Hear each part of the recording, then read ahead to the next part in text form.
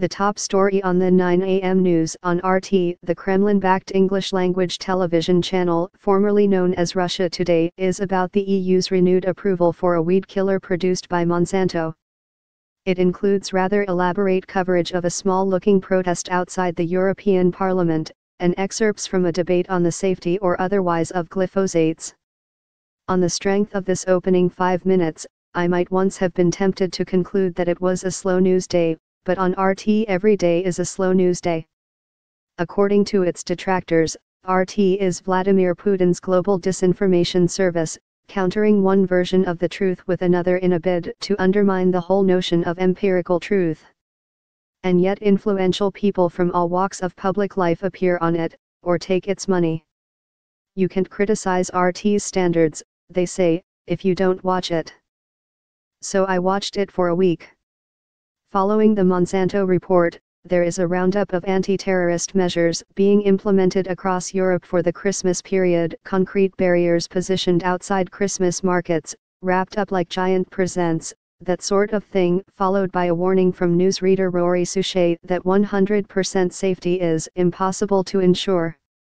Suchet, the son of former ITV newsreader John Suchet and the nephew of actor David Suchet, has been working for RT since 2009. The offspring of well-known people feature often on RT. Sophie Shevardnadze, who presents Sophie & Co., is the granddaughter of former Georgian President and Soviet Foreign Minister Eduard Shevardnadze. Tyrell Ventura, who presents Watching the Hawks on RT America, is the son of wrestler-turned-politician Jesse Ventura. His co-host is Oliver Stone's son Sean. Russia Today was launched in 2005. Svetlana Mariniuk, the director of state-run RIA Novosti, the news agency that oversees the channel, said at the time that Western perceptions of Russia came down to 3 words: communism, snow, and poverty. We would like to present a more complete picture of life in our country, she said. But Russia barely figures in RT's coverage. Its main stories tend to concern the Middle East, or European infighting or social injustice in the US. Its overarching narrative is a tale of the West's unrelenting decline. Its regular financial program is called Boom Bust. On the Kaiser Report, former U.S. stockbroker Max Kaiser says that Donald Trump is helping to ease America into being a second-tier country, and I think that's the most responsible thing he could do. He suggests that Americans will have to learn to live on $3,000 or $4,000 a year, or give in to your Chinese overlords. His guest agrees with him.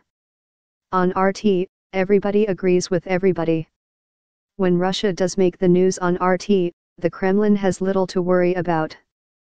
Earlier this week, the main story was about a possible blanket ban on Russian Olympic athletes implicated in the doping scandal. Over the course of the day, reports repeatedly cited a persistent lack of evidence for a state-sponsored doping regime and sought to characterize the whole scandal as a Western propaganda exercise aimed at undermining the next Russian presidential election. Foreign governments deploying disinformation to influence elections. Where do they get this stuff?